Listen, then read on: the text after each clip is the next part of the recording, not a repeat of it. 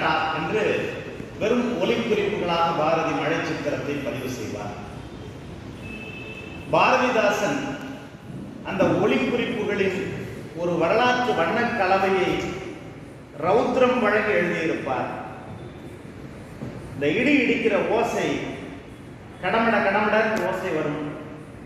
அதை அந்த ஒலிக்குறிப்பை கொண்டு தமிழ் சமூகத்திற்கு தொண்டு செய்வோர்,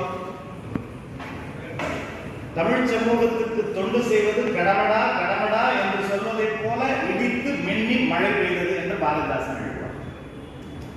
இரண்டு பெரும் கவிகளில் என்ன துளக்கமான வேறுபாடு என்பதை நாம் புரிந்து கொள்ள வேண்டிய ஒரு சூழலில் இந்த மழைக்கால பொழுதில் ஒலிக்குறிப்புகளில் கூட எங்கள் ரௌத்ரம் பழகுகிற, வெடிப்புற பேசுகிற